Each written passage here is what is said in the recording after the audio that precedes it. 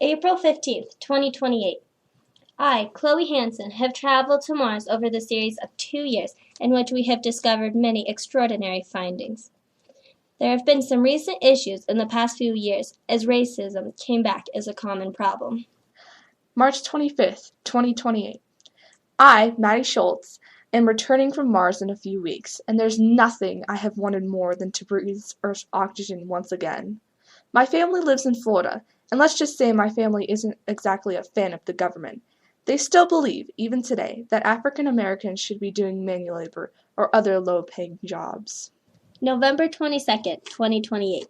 When I left, there was no segregation, no discrimination, and African Americans were treated more fairly and equal. Now, whites and African Americans are separated when it comes to schools, work, and even public restrooms.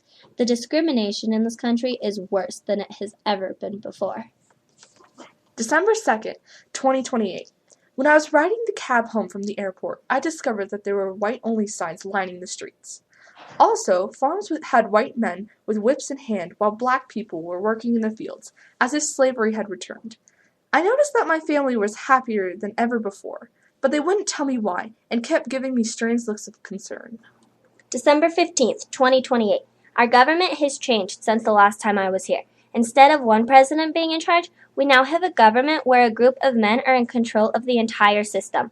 Only Southern leaders are allowed to be a part of the government.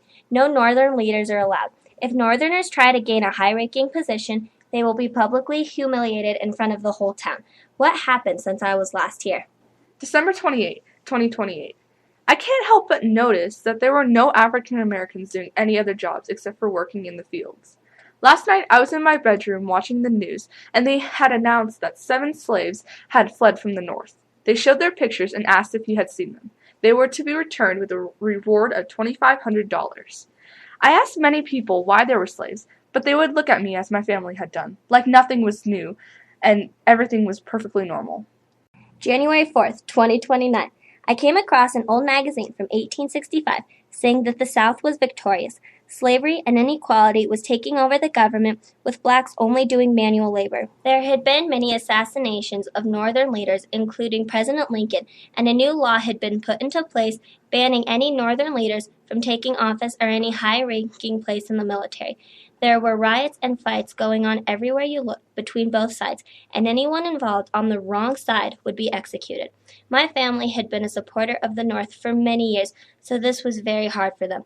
Everything believed in and everything they had lived by had changed. January 6, 2029. I was sifting through some old papers and found the answer to my question. The paper read, "The South has won. The South has won. All states are to regain the act of slavery, and the saying, 'all men are created equal,' is to be banned from our Constitution. The new Constitution states, anybody who is to help slaves or riots against the law will be killed on the spot." I finally understand why my family was so happy when I returned. February 22nd, 2029. I was trying to find information on the rights of citizens and could not believe what I had seen. Not all men are created equal, as our new Constitution states, restricts the rights of African Americans compared to the whites.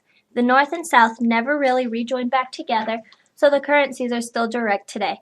The North can't buy the same items as the South for the same price, which extremely angers the North. However, the South is now in control and refuses to let them switch. April 30th, 2029. Every day, I have to see our slaves being whipped as they cry out in pain. I want it back to the way it used to be. I miss my family rambling about how they hate the government. If the North had won and Lincoln had been our president, we would have been a much better country. I'm ready to get out of this place and to be able to live a life of not watching people in pain every second of the day. I wish the North would have won, because we would have lived in a safer country with more freedom and equality to every person. In the past few weeks, I have learned what it is like living in a place where the South is in control and where everything is different from what I remembered. White men are now the leaders of the United States, and African Americans can only work on plantations. The rights have reversed since the last time I was here, having our old rights of voting and freedom only in favor of white men. Jefferson Davis took the ways of the South and applied them to all of America. When I left, the South still held a grudge against the North, and now the North holds a grudge against the South. Either way, somebody is going to be upset with somebody else.